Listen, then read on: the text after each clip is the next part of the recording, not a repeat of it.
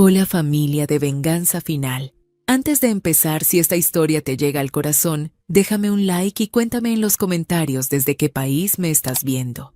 Mi nombre es Araceli, tengo 32 años y lo que voy a contarles cambió mi vida para siempre. Nunca imaginé que la noche en que mi esposo echó a mi tío de nuestra cena navideña sería el momento en que todo mi mundo se vendría abajo, solo para reconstruirse de una manera que jamás había soñado.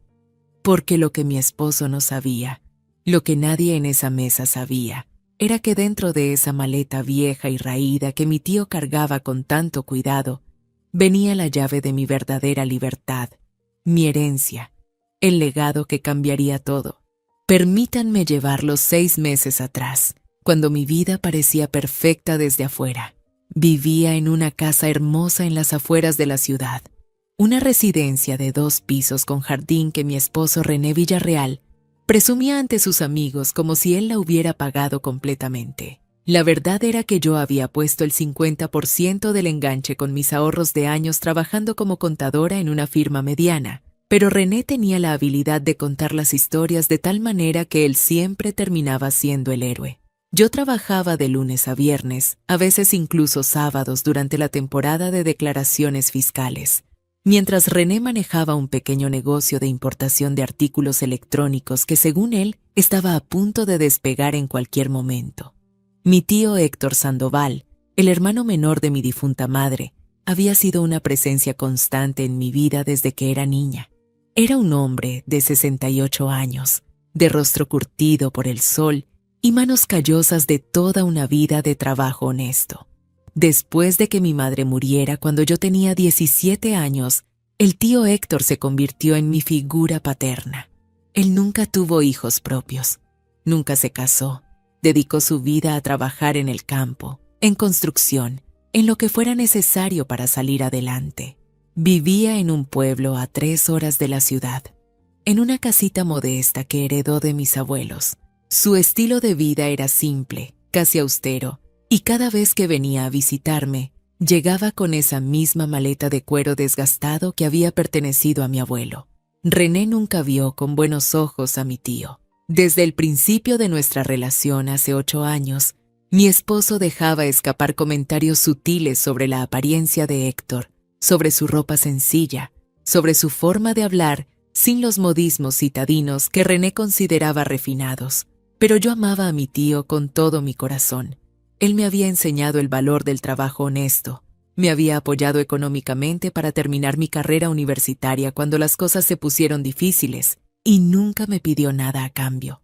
Cuando conocí a René durante mi último año de universidad, mi tío fue el único que me advirtió con suavidad que tuviera cuidado, que me asegurara de conocerlo bien antes de comprometerme. No dijo nada más, solo eso. Porque mi tío Héctor era un hombre de pocas palabras, pero de mucha sabiduría. Los primeros años de matrimonio fueron relativamente buenos. René era encantador cuando quería serlo, sabía decir las palabras correctas, hacerme sentir especial, pero con el tiempo comencé a notar cambios sutiles. Su negocio nunca terminaba de despegar como prometía, y cada vez más, mis ingresos se convertían en el sostén principal de nuestro hogar. Él lo justificaba, diciendo que estaba invirtiendo en el futuro, que pronto todo cambiaría, que solo necesitaba un poco más de tiempo. Yo le creía porque quería creer, porque amaba al hombre con quien me había casado, o al menos amaba la versión de él que me había enamorado. La familia de René era otro tema complicado. Su madre, Margarita Villarreal de Sandoval, era una mujer de 65 años con una lengua tan afilada como un cuchillo y una habilidad asombrosa para hacerme sentir pequeña con solo una mirada. Desde el día de nuestra boda, dejó claro que yo no era suficientemente buena para su hijo. Según ella, René merecía una mujer de mejor familia, con más recursos, con apellidos que resonaran en los círculos sociales que ella frecuentaba. El hecho de que yo fuera huérfana de madre y que mi única familia cercana fuera un tío campesino, la horrorizaba. Lo expresaba en cada reunión familiar, en cada comentario envenenado disfrazado de preocupación maternal. El hermano de René, Juan Manuel Villarreal, era una versión amplificada de todos los defectos de mi esposo, sin ninguna de sus cualidades redentoras. A sus 42 años, Juan Manuel se había dedicado a vivir de las apariencias, manejaba un auto de lujo comprado a crédito, vestía trajes caros que apenas podía pagar y trabajaba en el negocio familiar de importaciones junto a René, aunque su contribución real era mínima. Su esposa, Miriam, era una mujer superficial que medía el valor de las personas por la marca de sus zapatos y el tamaño de sus aretes. Miriam y yo nunca habíamos conectado, y ella tampoco hacía esfuerzo alguno por disimular su desdén hacia mí. Durante esos 6 meses previos a la fatídica cena navideña, algo había cambiado en la dinámica de mi matrimonio. René se había vuelto más distante, más irritable. Pasaba más tiempo con Juan Manuel. Llegaba tarde a casa oliendo a perfume caro que yo no usaba, y sus explicaciones se volvían cada vez más vagas y defensivas. Yo trabajaba más horas para compensar los gastos crecientes del hogar, mientras él se quejaba de que yo no le prestaba suficiente atención, de que estaba obsesionada con mi trabajo, de que había perdido la chispa que me hizo atractiva para él. Mi tío Héctor había estado enfermo ese otoño. Nada grave, pero lo suficiente como para preocuparme. Yo lo llamaba cada semana, a veces 2 veces por semana, para asegurarme de que estuviera bien. Él siempre me decía que no me preocupara, que era fuerte como un roble. Pero yo podía escuchar el cansancio en su voz. Le propuse que viniera a pasar las Navidades con nosotros, que se quedara unos días para que yo pudiera cuidarlo. Llevarlo al médico de la ciudad para un chequeo completo. Él aceptó con esa humildad característica suya, agradeciéndome como si yo le estuviera haciendo un favor enorme, cuando la realidad era que tenerlo cerca era un regalo para mí. Cuando le conté a René que mi tío vendría para Navidad, su reacción fue inmediata y negativa. Frunció el ceño, dejó escapar un suspiro exagerado y dijo que había planeado una cena elegante con su familia, que había invitado a personas importantes, potenciales inversionistas para el negocio, y que la presencia de mi tío arruinaría la imagen que querían proyectar. Le pregunté qué quería decir con eso, y él respondió con una franqueza cruel que me dejó sin aliento.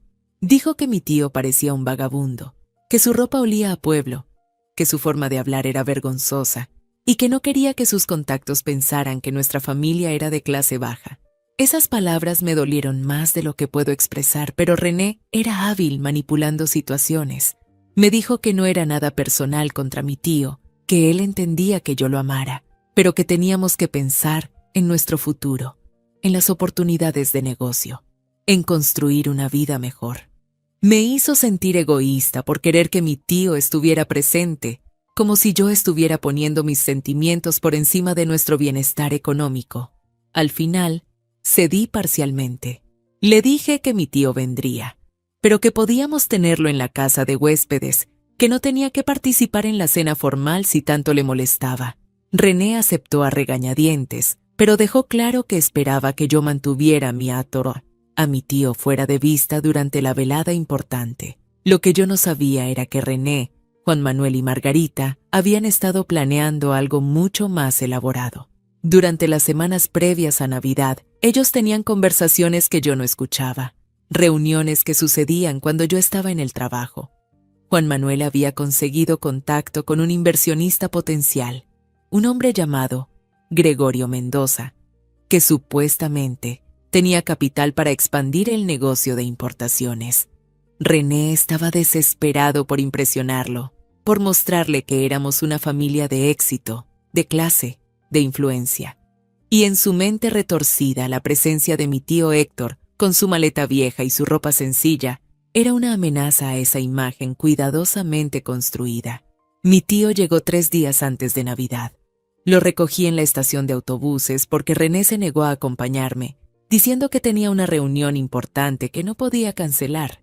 Cuando vi a mi tío bajarse de ese autobús cargando su maleta de cuero desgastado con las 2 manos porque el cierre estaba roto y tenía que sostenerla cerrada, sentí una mezcla de amor y tristeza. Se veía más delgado que la última vez, más frágil, Aunque su sonrisa seguía siendo cálida y genuina, me abrazó con esa fuerza que solo él tenía, ese abrazo que me hacía sentir segura como cuando era niña.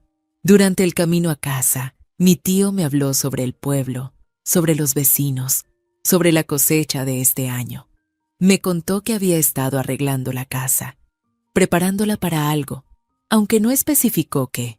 Llevaba esa maleta sobre sus piernas, sosteniéndola con cuidado, como si contuviera algo extremadamente valioso. Le pregunté qué traía ahí, y él sonrió con esa mirada misteriosa que ponía cuando tenía un secreto. Me dijo que eran solo algunas cosas personales, documentos viejos, recuerdos de familia. No insistí porque respetaba su privacidad.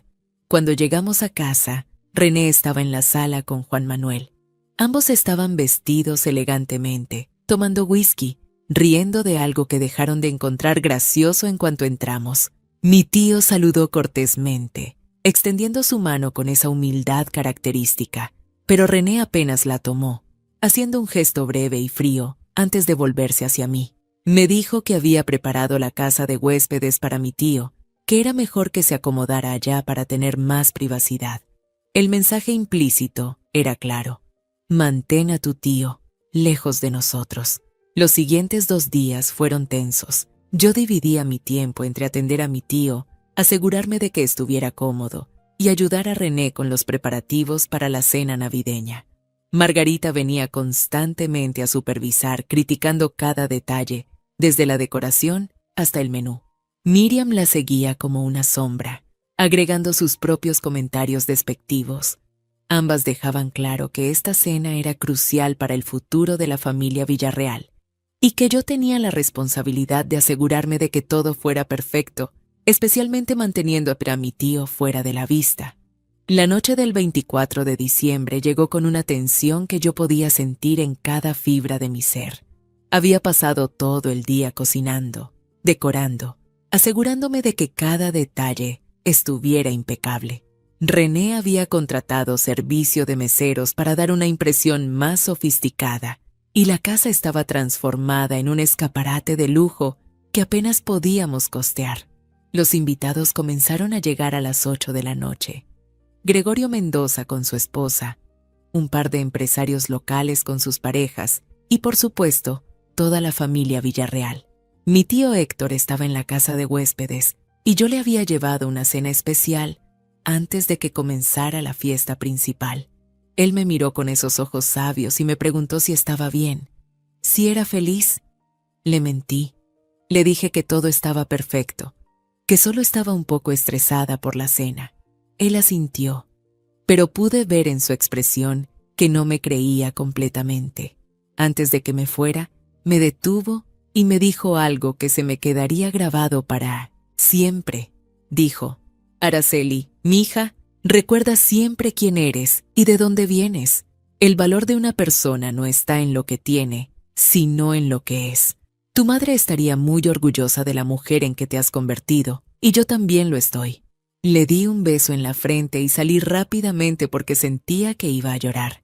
La cena transcurría según lo planeado. René estaba en su elemento, siendo el anfitrión encantador, contándole a Gregorio Mendoza sobre las oportunidades de expansión del negocio, sobre los contactos que tenía, sobre la visión que compartía con su hermano Juan Manuel. Margarita supervisaba todo desde su silla en la cabecera de la mesa, asintiendo con aprobación cada vez que René decía algo que le parecía impresionante. Miriam complementaba las conversaciones con comentarios sobre sus vacaciones recientes en Europa, sobre las marcas de lujo que conocía, sobre los círculos sociales en los que se movía.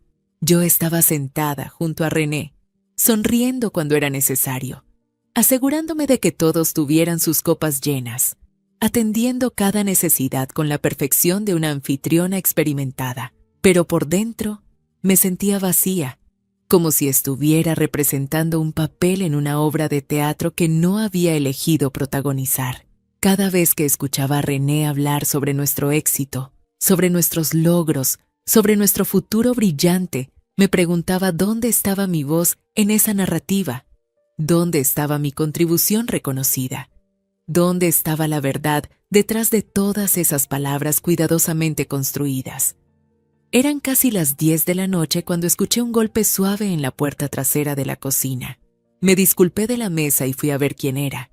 Era mi tío Héctor, parado en el umbral con su maleta en la mano, viéndose incómodo y disculpándose por interrumpir. Me dijo que no podía dormir, que se sentía solo en la casa de huéspedes y que solo quería saludarme, desearme una feliz Navidad, antes de que se hiciera demasiado tarde.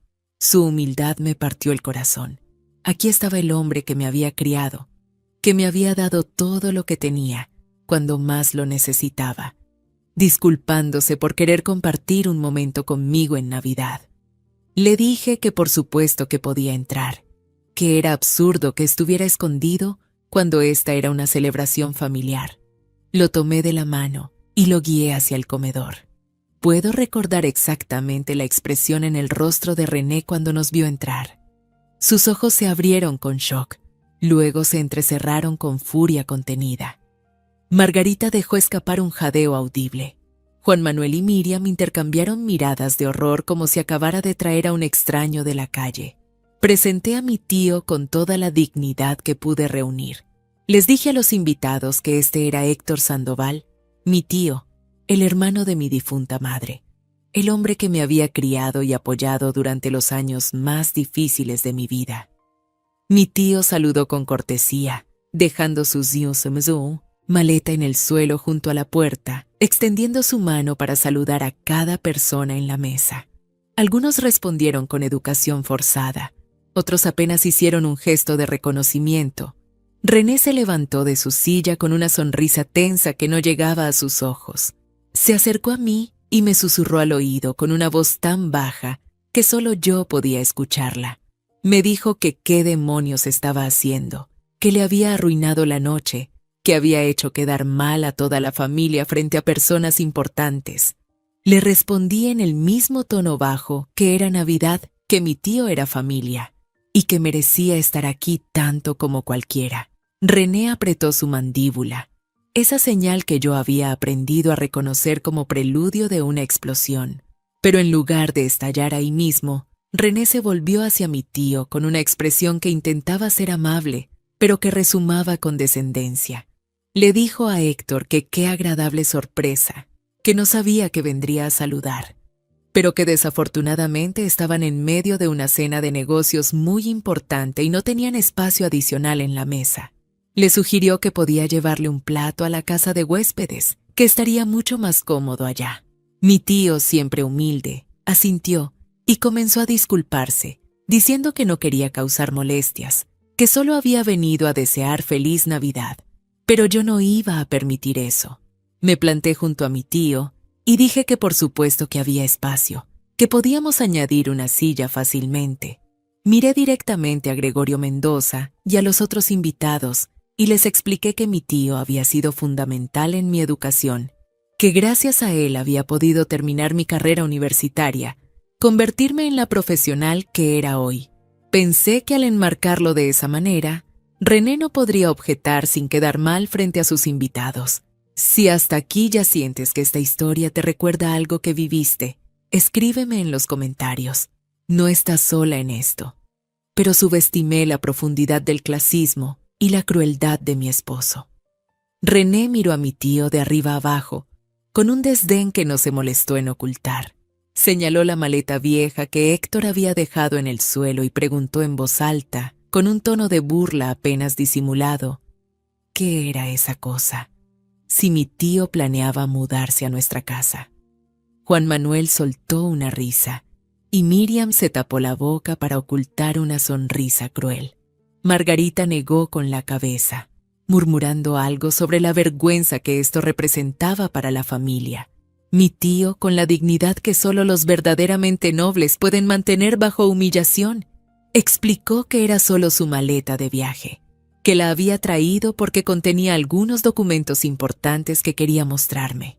René resopló y dijo que documentos importantes guardados en una maleta que parecía sacada de un basurero, que era ridículo, que esto era exactamente el tipo de situación vergonzosa que había querido evitar. Entonces, René hizo algo que jamás le perdonaré. Se acercó a mi tío, tomó la maleta del suelo y la sostuvo en alto como si fuera un objeto de burla. Preguntó a los invitados si podían creer que alguien en pleno siglo XXI todavía usaba una maleta tan patética, que esto era evidencia del tipo de gente que yo traía a su casa. Los invitados se removieron incómodos en sus asientos. Algunos evitaban hacer contacto visual, otros miraban con curiosidad morbosa como si estuvieran presenciando un accidente de tráfico. Le dije a René que dejara la maleta, que estaba siendo increíblemente grosero, pero él me ignoró completamente. Continuó diciendo que este era su hogar, que él había trabajado duro para construir una vida respetable y que no iba a permitir que yo trajera a cualquier persona de la calle a arruinar su reputación. Llamó a mi tío un don nadie, un campesino sucio que no tenía lugar en una casa de gente decente. Cada palabra era un puñal en mi corazón, no por mí, sino por el hombre bondadoso que estaba siendo humillado de esta manera tan vil. Mi tío intentó recuperar su maleta, extendiendo sus manos con calma y pidiendo por favor que se la devolviera.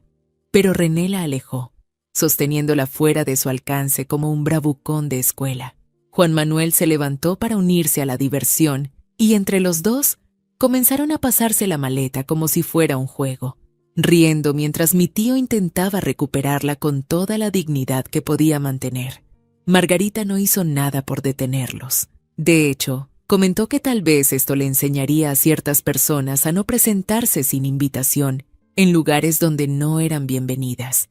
Yo estaba paralizada, viendo esta crueldad desplegarse frente a mí como una pesadilla. Grité que pararan, que esto era suficiente, que cómo podían ser tan despiadadamente crueles. Pero mi voz se perdió en las risas de René y Juan Manuel. Finalmente René declaró que había tenido suficiente, que mi tío tenía que irse inmediatamente, que no era bienvenido en su casa, y que si yo tenía algún problema con eso, podía irme con él. René abrió la puerta principal y literalmente arrojó la maleta de mi tío hacia afuera, hacia el jardín frontal. La maleta cayó en el pasto, abriéndose por el impacto, y algunos documentos y papeles salieron volando. Luego tomó a mi tío por el brazo, con más fuerza de la necesaria, y lo empujó hacia la salida. Mi tío no se resistió, no levantó su voz, no respondió con violencia, simplemente se dejó guiar hacia afuera con la cabeza en alto, manteniendo su dignidad, incluso en medio de semejante abuso. Corrí detrás de ellos, suplicándole a René que se detuviera, que esto estaba completamente fuera de línea. Pero él me dio una mirada tan fría que me heló la sangre. Me dijo que eligiera en ese momento. O estaba con él y su familia, o estaba con mi tío campesino. Me dijo que si salía por esa puerta detrás de Héctor, no me molestara en regresar. Miré hacia atrás y vi a todos los invitados observando este drama con una mezcla de incomodidad y fascinación. Gregorio Mendoza tenía una expresión neutra, imposible de leer. Margarita me miraba con satisfacción apenas contenida, como si este hubiera sido su plan desde el principio. Miré a mi tío, que estaba en el jardín recogiendo los papeles que habían salido de su maleta, doblándolos cuidadosamente incluso después de haber sido humillado de esa manera. Y en ese momento, algo se rompió dentro de mí. No fue una ruptura ruidosa o dramática. Fue algo más profundo, más fundamental. Fue el momento en que me di cuenta de que había estado viviendo una mentira, que había permitido que el miedo y el deseo de ser amada me cegaran ante la verdadera naturaleza del hombre con quien me había casado. Salí por esa puerta, caminé hacia mi tío y me arrodillé junto a Ali Matasael para ayudarlo a recoger sus documentos. Él me miró con lágrimas en los ojos y me dijo que no me preocupara por él, que volviera adentro, que no quería ser la causa de problemas en mi matrimonio. Le dije que él nunca había sido el problema, que los problemas habían estado ahí todo el tiempo, solo que yo había sido demasiado ciega para verlos. Detrás de nosotros escuché la puerta cerrarse con fuerza. René había vuelto a su cena, había vuelto a sus invitados. Probablemente estaba en ese momento fabricando alguna excusa sobre mi comportamiento irracional, sobre cómo había intentado ser amable con mi familia pobre, pero que había límites para todo. No me importaba. En ese momento, arrodillada en el pasto junto al hombre que me había criado, me importaba menos de lo que podría haber imaginado. Ayudé a mi tío a recoger todos los documentos. Algunos estaban en sobres amarillentos por el tiempo, otros eran papeles sueltos con escritura a mano, algunos eran fotografías viejas. Mi tío los guardaba con un cuidado reverencial, como si cada uno fuera un tesoro invaluable. Cuando terminamos de recoger todo, le pregunté si quería que lo llevara de regreso a la casa de huéspedes, pero él negó con la cabeza. Me dijo que era mejor que se fuera, que llamaría un taxi y regresaría al pueblo esta misma noche. Le dije que de ninguna manera permitiría eso, que era Navidad, que se quedaría conmigo. Pero cuando intenté abrir la puerta de la casa, descubrí que René la había cerrado con seguro. Llamé, toqué, pero nadie respondió. Escuchaba las voces adentro, las risas forzadas, el tintineo de las copas. Era como si mi tío y yo hubiéramos dejado de existir para ellos. Así que hice lo único que podía hacer en ese momento. Tomé las llaves de mi auto del bolsillo de mi chaqueta, afortunadamente las había traído conmigo, y le dije a mi tío que nos íbamos. Nos fuimos a un hotel cercano, uno modesto pero limpio. Pagué por 2 habitaciones contiguas y ayudé a mi tío a instalarse. Él seguía disculpándose, diciendo que todo esto era su culpa, pero yo le aseguré que no. Tenía nada por qué disculparse, que la única vergüenza esa noche había sido el comportamiento de mi esposo y su familia. Una vez que mi tío estuvo cómodo en su habitación, me senté en la mía, en la oscuridad, procesando todo lo que había sucedido. Mi teléfono comenzó a sonar. Era René, luego Margarita, luego Juan Manuel. No contesté ninguna llamada. Los mensajes empezaron a llegar, primero furiosos, acusándome de haber arruinado la noche más importante para el negocio. Luego manipuladores, diciéndome que estaba siendo dramática, que volviera a casa para que pudiéramos hablar como adultos racionales. Pero yo no estaba siendo dramática. Por primera vez en años, estaba siendo completamente clara sobre mi situación. Estaba casada con un hombre que valoraba las apariencias más que la humanidad, que veía a las personas como accesorios para mejorar o disminuir su estatus social, que era capaz de una crueldad impactante cuando sentía que su imagen estaba en riesgo. Y su familia no era mejor. Todos ellos habían participado activamente o habían sido cómplices silenciosos de la humillación de un hombre anciano cuyo único crimen había sido ser pobre y amar a su sobrina. ¿Tú qué habrías hecho en mi lugar?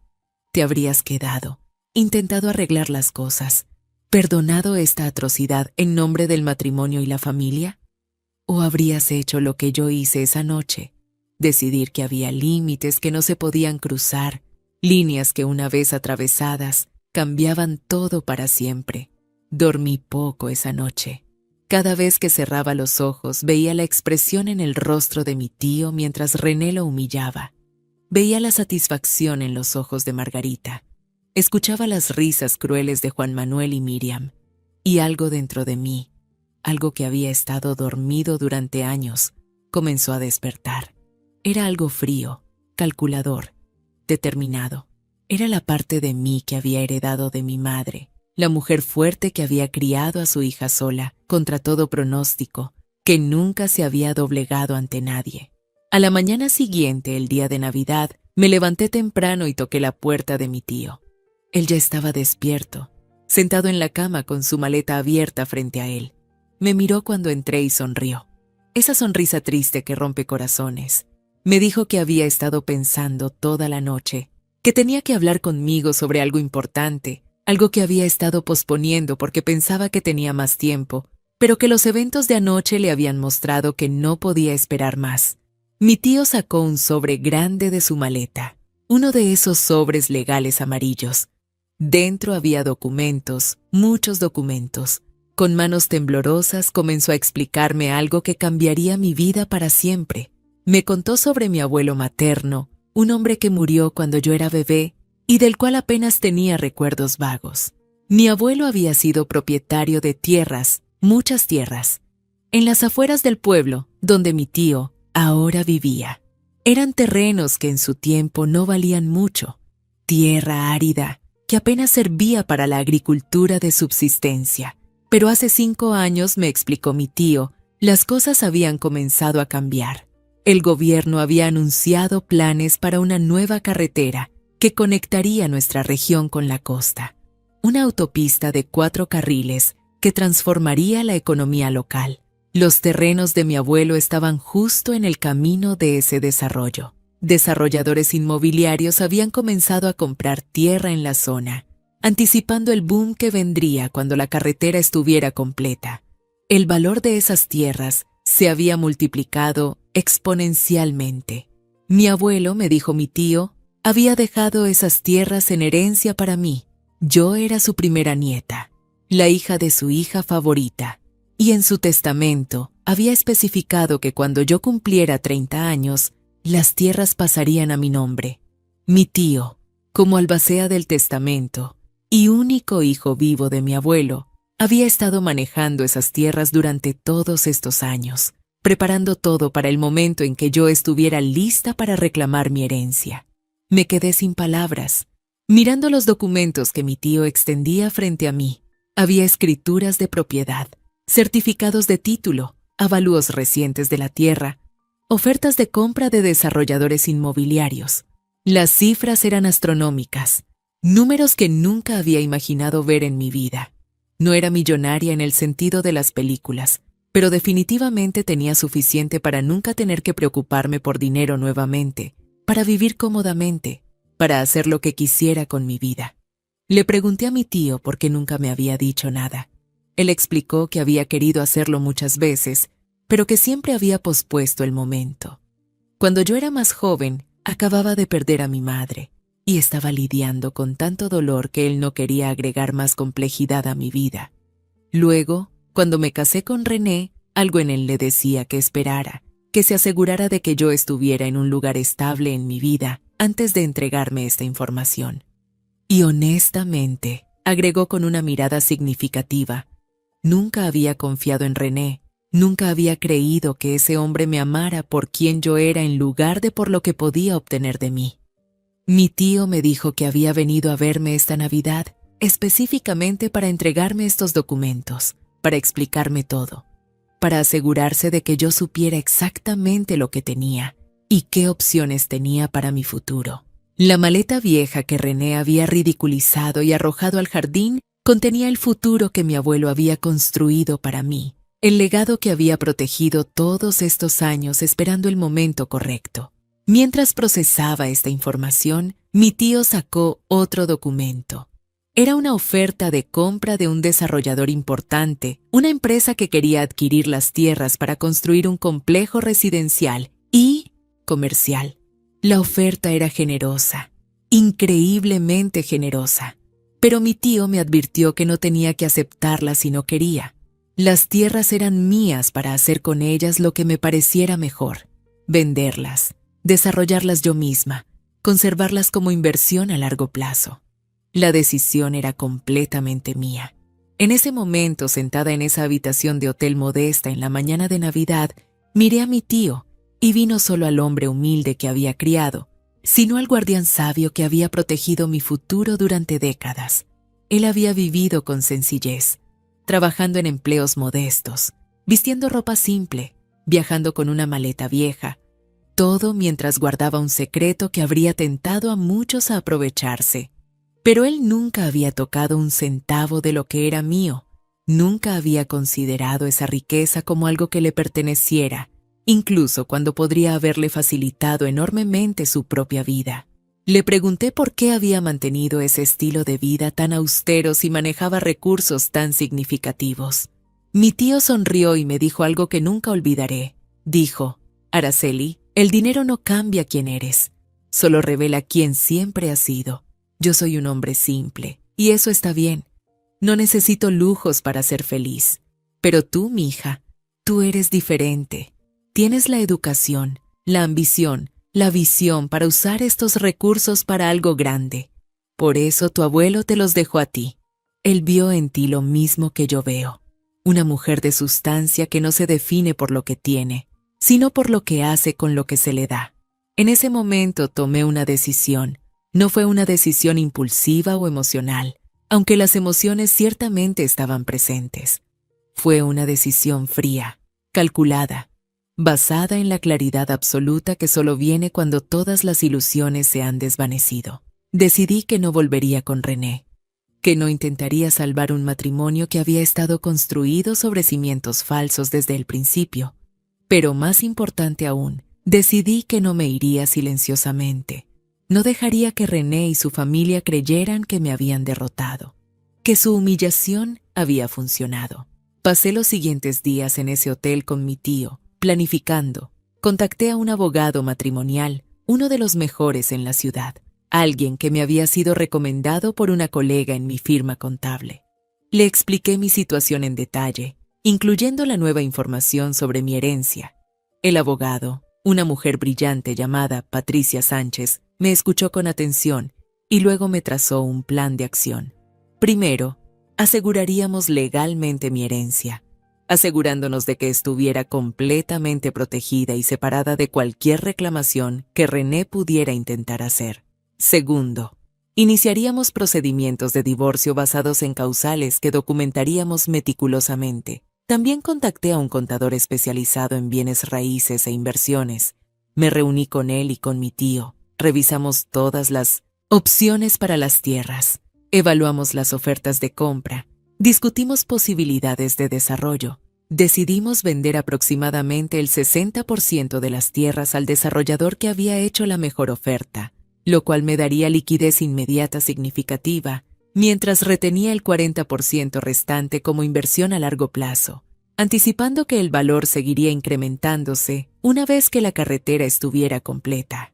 Mientras tanto, René no dejaba de llamar y enviar mensajes. Sus comunicaciones fueron evolucionando a lo largo de esos días.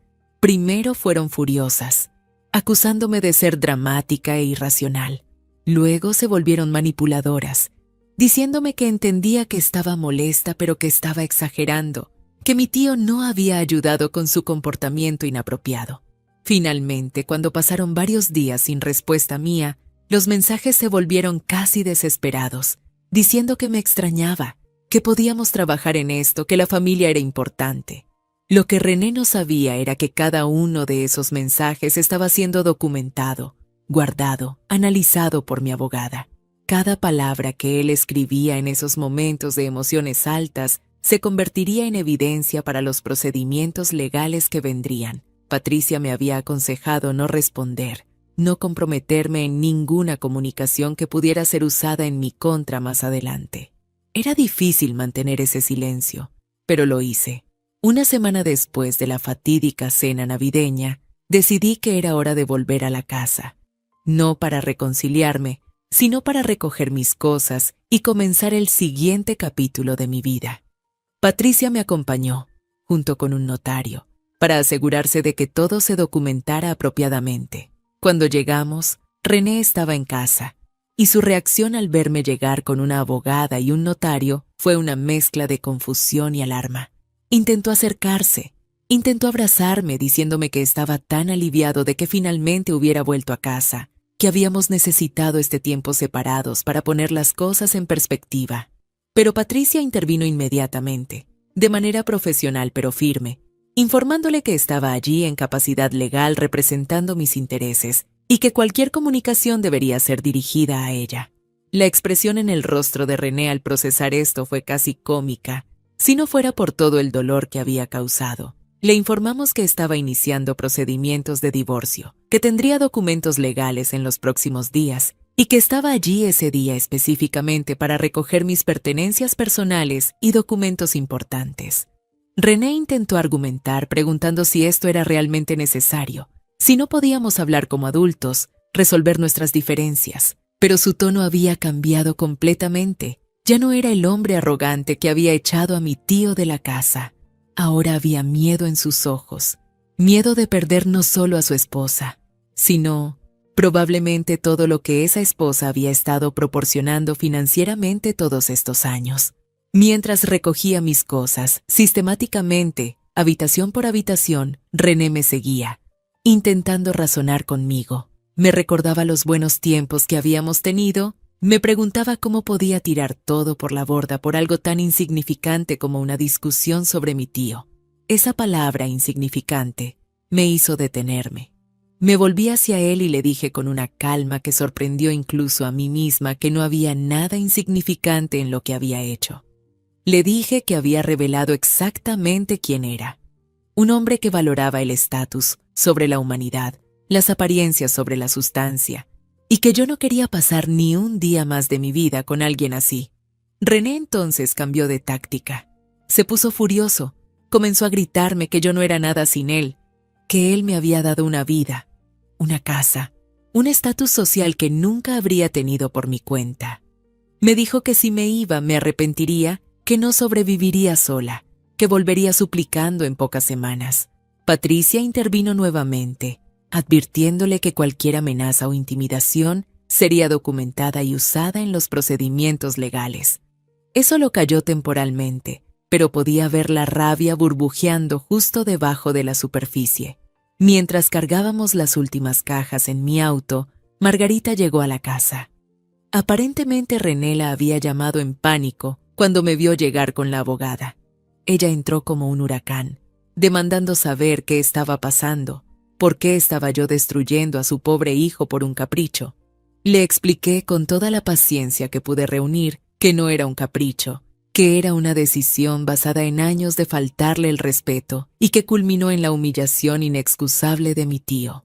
Margarita entonces dijo algo que reveló exactamente cómo esta familia me había visto todo el tiempo. Dijo que yo debería estar agradecida de que René me hubiera dado una oportunidad, que venía de nada, sin familia de valor, sin recursos, y que él me había elevado a un nivel que nunca habría alcanzado sola.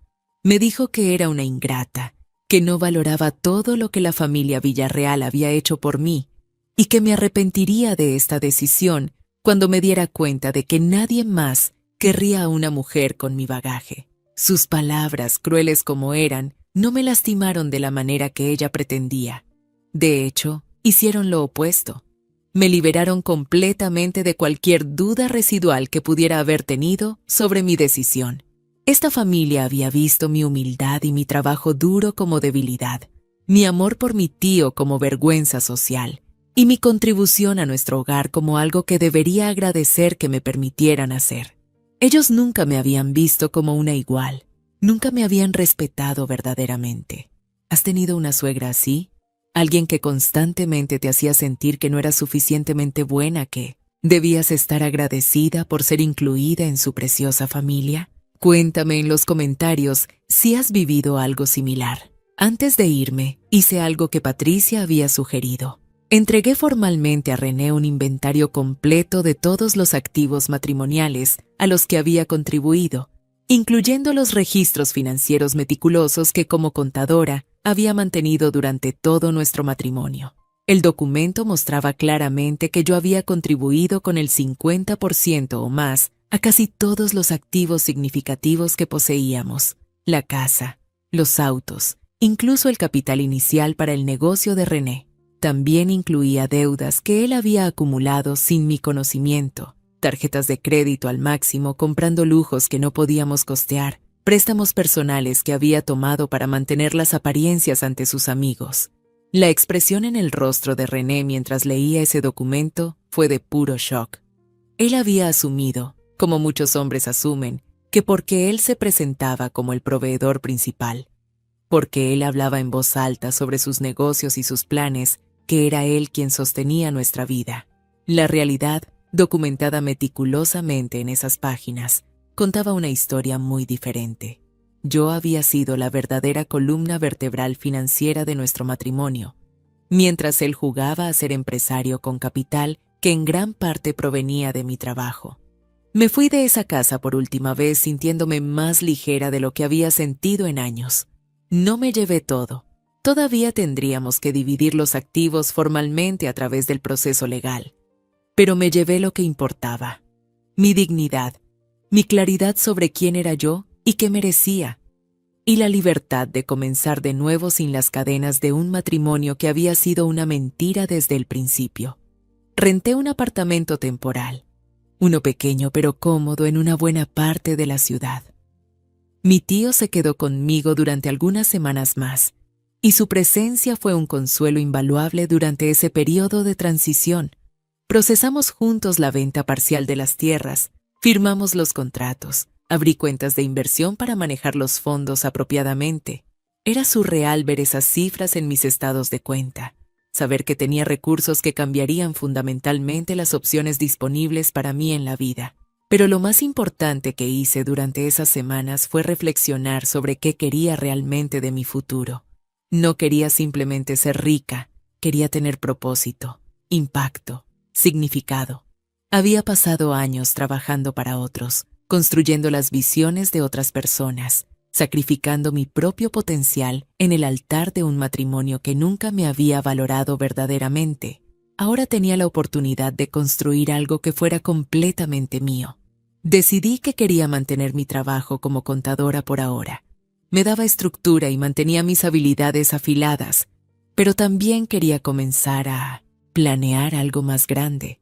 Con los recursos de mi herencia podía pensar en escala, podía considerar proyectos que antes habrían sido imposibles. Comencé a reunirme con consultores de negocios, a explorar oportunidades de inversión, a educarme sobre desarrollo inmobiliario y gestión de patrimonios. Mientras tanto, el drama con René continuaba desarrollándose. Los papeles de divorcio fueron entregados y su reacción fue predecible. Primero negación, insistiendo en que yo reconsiderara, que esto era una fase que pasaría. Luego ira, acusándome de abandonar nuestro matrimonio por razones triviales, de ser una mala esposa. Finalmente, cuando se dio cuenta de que yo era completamente seria, comenzó la fase de negociación, ofreciendo ir a terapia, prometiendo cambiar, diciendo todo lo que pensaba que quería escuchar. Pero también hubo otro desarrollo que no había anticipado completamente. Una vez que quedó claro que yo estaba dejando a René, que el divorcio era inminente, la gente comenzó a hablar. Y lo que descubrí a través del rumor de amigos mutuos fue devastador, aunque no sorprendente en retrospectiva. René había estado teniendo un affair, no con una mujer, sino con varias a lo largo de los años. Había estado manteniendo una doble vida, usando el dinero que yo ganaba para financiar escapadas románticas con otras, comprando regalos caros para impresionarlas mientras me decía que teníamos que ser cuidadosos con nuestros gastos. Más interesante aún, resultó que la cena navideña de negocios no había sido lo que René decía que era. Gregorio Mendoza, el supuesto inversionista, era en realidad el padre de una de las mujeres con las que René había estado involucrado.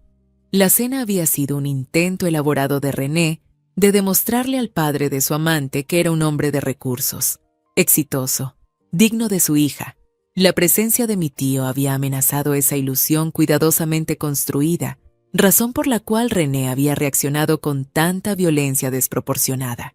Cuando Patricia me presentó esta información, recopilada a través de los descubrimientos legales estándar en casos de divorcio, sentí una mezcla extraña de emociones. Había dolor, por supuesto, el dolor de saber que había sido traicionada tan profundamente durante tanto tiempo. Pero también había una extraña sensación de validación. Mi decisión de dejar el matrimonio no había sido una exageración.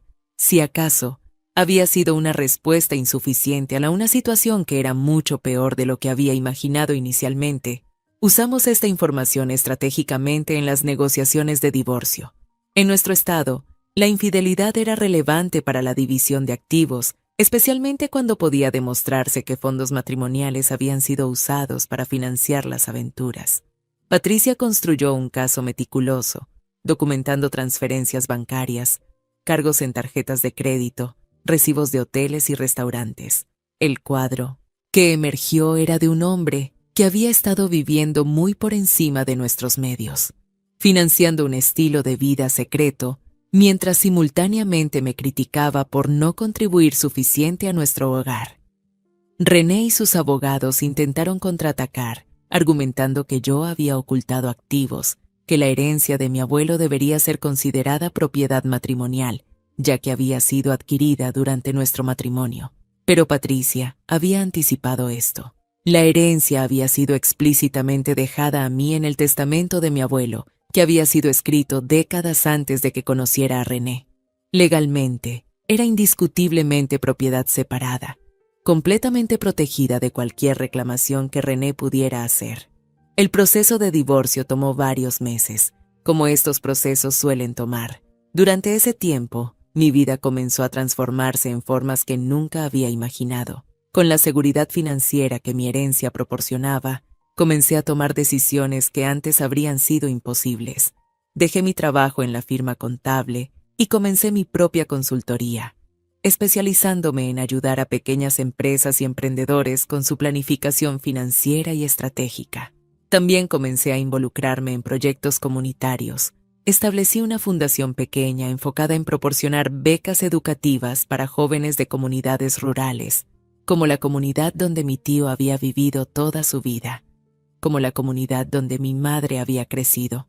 Quería asegurarme de que otros jóvenes que venían de orígenes humildes tuvieran las mismas oportunidades que yo había tenido, que el talento y el trabajo duro fueran reconocidos independientemente de las circunstancias económicas del nacimiento. Con respecto a las tierras que había retenido, decidí desarrollarlas de una manera que beneficiara a la comunidad local. En lugar de simplemente venderlas al mejor postor, trabajé con arquitectos y planificadores urbanos para diseñar un proyecto de uso mixto que incluiría vivienda asequible, espacios comerciales para pequeños negocios locales y áreas verdes para la comunidad. Era un proyecto ambicioso, algo que tomaría años completar, pero era algo que tenía significado más allá del simple retorno financiero. Durante este tiempo, mantuve una comunicación regular con mi tío Héctor. Él había regresado al pueblo, pero ahora teníamos videoconferencias semanales donde yo le actualizaba sobre todo lo que estaba sucediendo, y él me ofrecía su sabiduría y perspectiva. Le sugerí múltiples veces que se mudara a la ciudad, que yo podía comprarle una casa cómoda, asegurarme de que tuviera todo lo que necesitaba, pero él declinaba gentilmente, diciéndome que era un hombre de campo, que su comunidad estaba en el pueblo, que era feliz donde estaba. Sin embargo, hubo algo que sí aceptó. Le ofrecí convertirlo en el administrador de la parte de las tierras que estábamos desarrollando, dándole un rol oficial en supervisar el proyecto, asegurarse de que los intereses de la comunidad local estuvieran representados, servir como enlace entre los desarrolladores y los residentes del pueblo. Él aceptó con lágrimas en los ojos, diciéndome que era un honor poder contribuir a construir un legado para las futuras generaciones. El día que el divorcio se finalizó fue anticlimático de muchas maneras. No hubo drama, no hubo grandes confrontaciones. René y yo nos sentamos en lados opuestos de una sala de conferencias con nuestros respectivos abogados. Firmamos documentos y eso fue todo. El matrimonio, que había durado 8 años, se disolvió en menos de una hora de papeleo legal. René no me miró durante todo el proceso, manteniendo sus ojos fijos en los documentos frente a él. No intentó hablarme cuando terminó, simplemente recogió sus copias y salió sin una palabra. Patricia me informó que en el acuerdo final yo había recibido una porción significativa de los activos matrimoniales, reflejando mi contribución desproporcionada durante nuestros años juntos. René mantuvo el negocio de importaciones, aunque ambos sabíamos que sin mi apoyo financiero probablemente no sobreviviría mucho tiempo. La casa fue vendida y las ganancias divididas según los porcentajes que Patricia había negociado exitosamente. Pero la verdadera victoria no estaba en los números en las cuentas bancarias o en las propiedades divididas. La verdadera victoria era la libertad, la claridad, la paz que venía de saber que nunca más tendría que comprometer quién era yo por alguien que nunca me había valorado verdaderamente. La verdadera victoria era mirarme en el espejo cada mañana y reconocer a la mujer que me devolvía la mirada. Una mujer de fuerza, de principios, de dignidad intacta. Hubo un último acto en este drama que necesita ser contado. Aproximadamente 6 meses después de que el divorcio se finalizara, organicé una cena.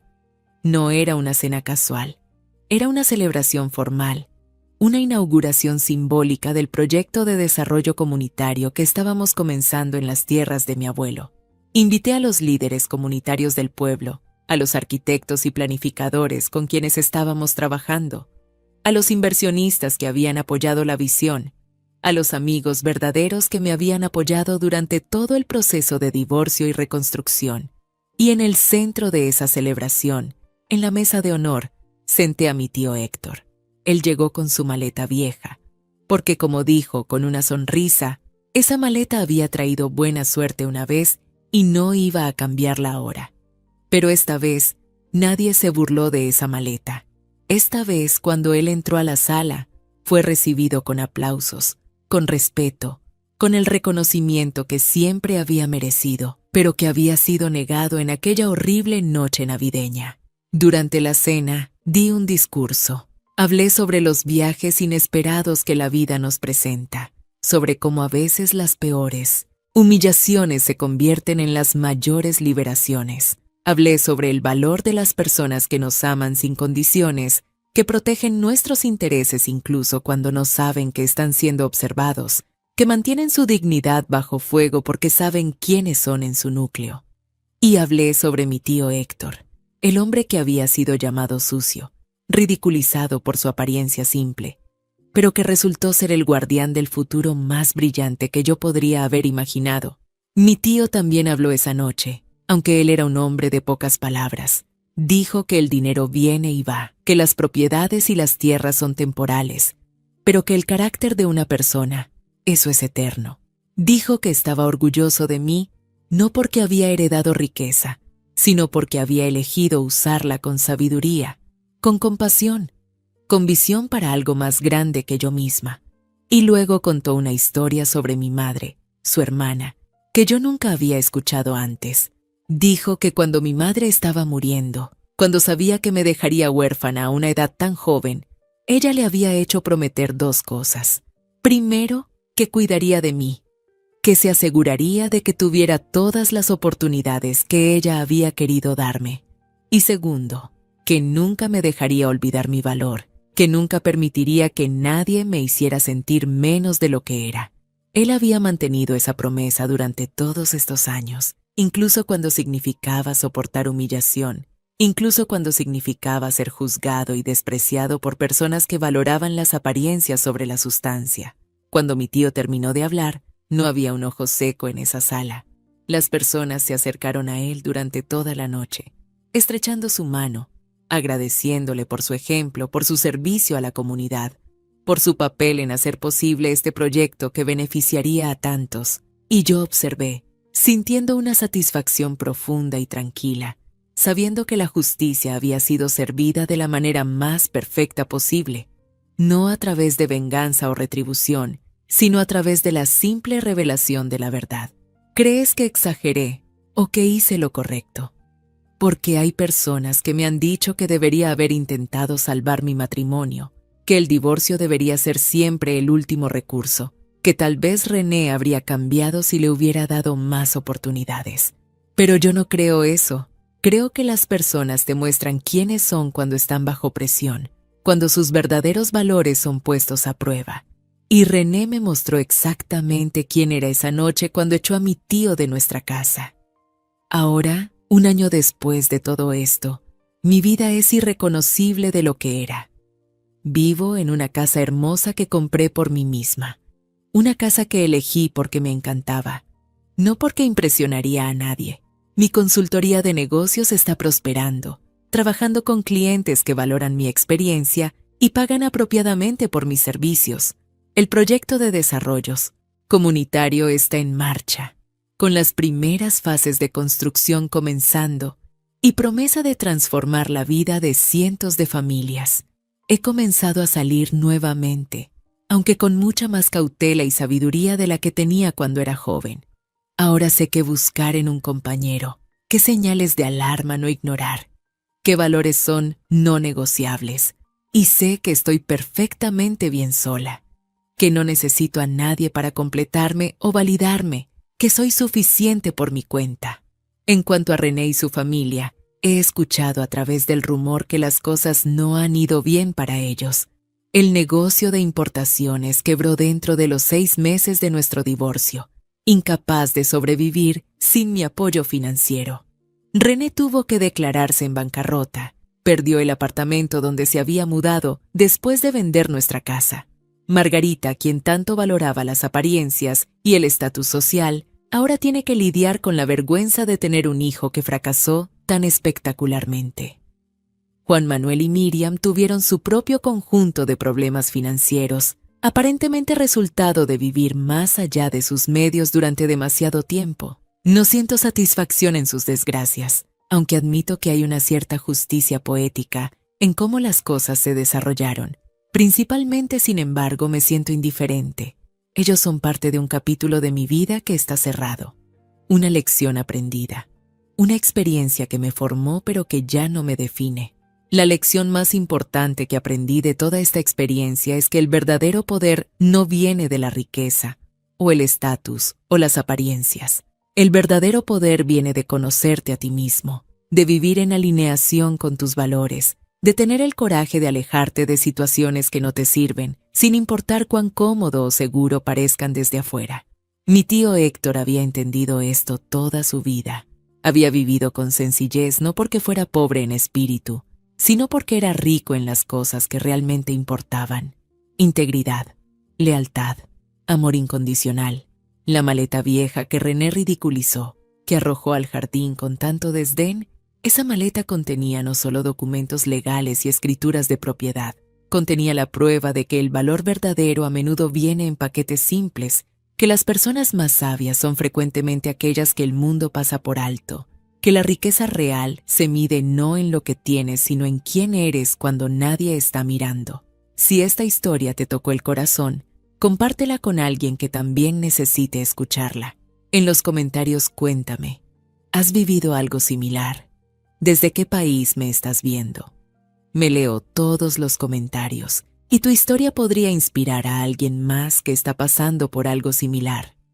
Porque al final del día, todos enfrentamos decisiones difíciles, momentos donde tenemos que elegir entre la comodidad y la integridad, entre las apariencias y la verdad. Y espero que mi historia, la historia de cómo la peor humillación de mi vida se convirtió en mi mayor liberación, pueda darle a alguien más el coraje para elegir la verdad, para elegir la dignidad, para elegir vivir auténticamente sin importar el costo.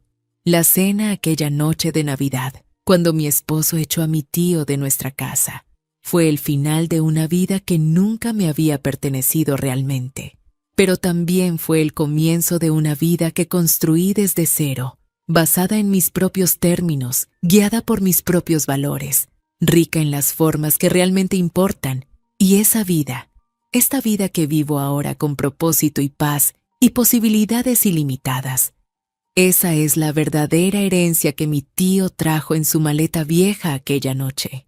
No solo riqueza material, sino la libertad de vivir auténticamente, de honrar a las personas que me amaron incondicionalmente, de construir un legado que importará mucho después de que yo me haya ido. Esta es mi historia, familia de venganza final. Esta es la historia de cómo la humillación más profunda se convirtió en la mayor bendición, de cómo una maleta vieja cambió todo, de cómo el amor silencioso y la protección de un tío humilde resultaron ser más valiosos que todas las apariencias y el estatus que alguna vez pensé que necesitaba. Y es un recordatorio de que nunca sabemos qué llevan las personas en sus maletas viejas, qué historias guardan en silencio, qué poder poseen detrás de su humildad aparente. A veces las personas más poderosas son aquellas que nunca sienten la necesidad de probarlo,